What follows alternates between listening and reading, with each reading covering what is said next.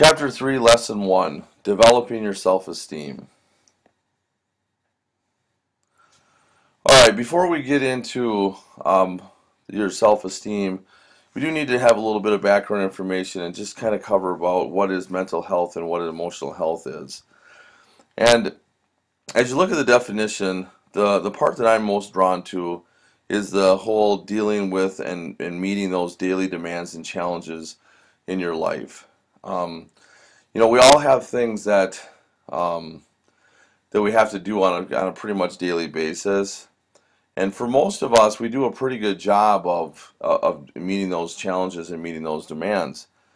The issue a lot of times comes up with our mental and emotional health is when something that's out of the ordinary comes up that we have to deal with. And one example is just a death in the family. I mean, if you've ever had a death in the family, you know exactly that life kind of stops. And meeting those challenges and demands of every single day life now becomes a little bit more difficult because you're not really focused on that as much as you are when things like that are not occurring. So that's why we have to kind of have ourselves in a pretty good position, hopefully before something like that happens. And as you look, the bullet points down, mentally healthy people are generally happy. They're usually pretty comfortable, not just with themselves, but within groups, but also by themselves. Being flexible, being able to cope with a variety of feelings. I mean, every single day, sometimes, as a roller coaster represents, our days kind of are up and down, and we just got to kind of get through that to the best of our ability. Sense of characteristics of good mental and emotional health there. Again, sense of belonging, sense of purpose, positive outlook, self-sufficiency, healthy self-esteem, all areas where shows characteristics of that. I'll just point out a couple here. Recognizing that you have value and that you have a purpose. I think for me, when I found out that I really like to coach football and coach track and field, that gives me a purpose every single day. It kind of keeps me going, gets me motivated for my day. And then just the healthy self-esteem thing at the bottom. I mean, feeling good about yourselves, knowing that you have great qualities and skills that you possess can sometimes help you overcome some of those difficulties like we talked about before.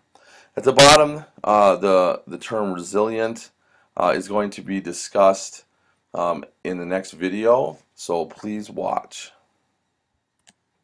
In Reclaim Your Career this week, we're going to look at bouncing back from a significant setback. Maybe you didn't get that promotion, or maybe you just didn't get that job, or maybe you lost your job. Well, the ability to do just that, bounce back, can be extremely valuable at home and at work. So how do we do this? How do we become more resilient? Here to tell us, Valerie Burton, life coach and author of What's Really Holding You Back. This is good because there are so many ways in which you can measure setbacks. And sometimes you want to spend some time just kind of wallowing in that disappointment. But you say, come on, get up and move on. At some point you have to. You know what, I think, especially in the last couple of years, people have experienced all sorts of setbacks. But we all experience setbacks at some point. And it's all about how are you going to be a little bit more resilient. And I think the first thing it starts with is being able to be authentic. I think really authentic people are able to accept that life doesn't always go perfectly. And failing doesn't mean you're a failure. I think that's really huge. It really is about how you think. Okay, and then you say you need to be a flexible thinker. Yes. In what way? Well, a lot of times we think very negatively when things don't go the way we plan for them to go. So it's really important to be aware of your thoughts, to be able to say, you know what, yes, I've had these negative thoughts, but in order to move forward, I have got to take control of how I think about my situation.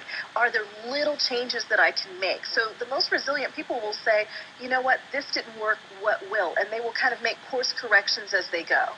Okay, but at the same time, you kind of want to learn from the mistakes. If something happened or a mistake was made, you can't dismiss it. You do need to learn from that, right? That's right. That goes back to the being authentic, being able to be humble, to say, you know what, maybe I did make a mistake. Maybe my boss was right, as much as I hate to admit it.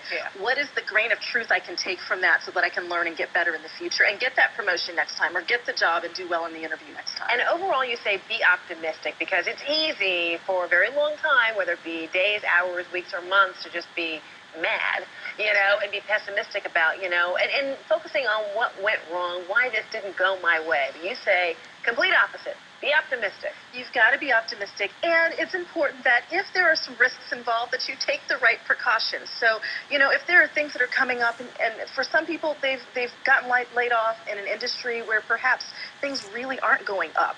So you've got to say, you know what, I'm not going to be optimistic that I'm going to, have this great career in this industry. Maybe I need to look at retraining myself, getting new skills, going into a new industry. So optimism isn't just about positive thinking.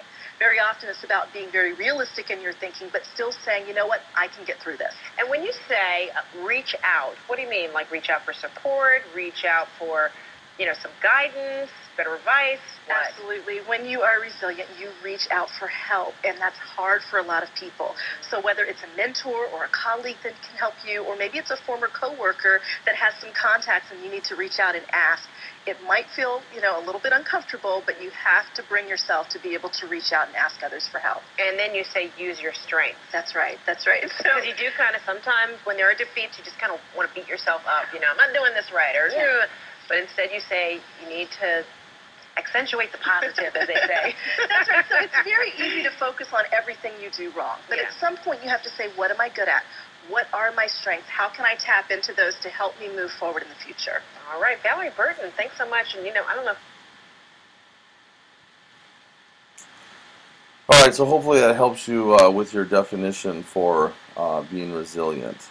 Now, one of the things that they talked about within the video too was just about your self-esteem, and that's kind of what this chapter is about. How do you get to the point where you feel good about yourself and you feel like you're respected and you feel confident about yourself? It's a lot of things like how you talk to yourself, how people talk to you. I have a story at the bottom called the Victor story, which I think does a really good job of illustrating, that whole concept of, self-esteem and how people feel about themselves. Victor was a guy who was 16 years old. He was, and this story takes place in the early 1900s. But was at school. He was 16 years old and he wasn't doing very well. And so one time his professor, one of his teachers walks up to him and says, "Hey, Vic, some people just aren't made to be in school. Maybe for everybody's sake, including your own, maybe it'd be better if you would, go and get yourself a job and kind of forget this whole school business." Well, Victor got pretty ticked off, so he said, "Fine, I'm leaving," and he left. Got himself a job at a factory, at an assembly line, and for the next 10 years he worked on an assembly line doing basically the same job every single day, day in and day out, and it was pretty boring, but gave him time to think about what his next moves were and what he was going to do, and he kind of dreamed about some of the things that he wished he could have done and whatnot.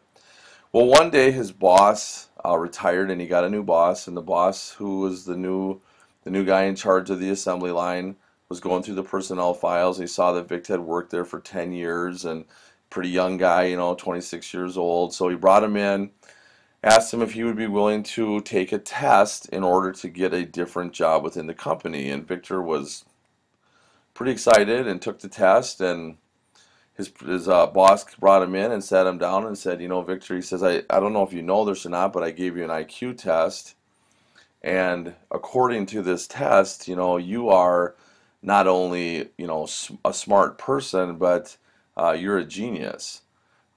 He scored 135 on the test, which, if you know anything about intelligence tests, most of us who would take that test today would score right around 100. He ended up scoring 135, which, 130 and above is a genius, and he was a 135er. So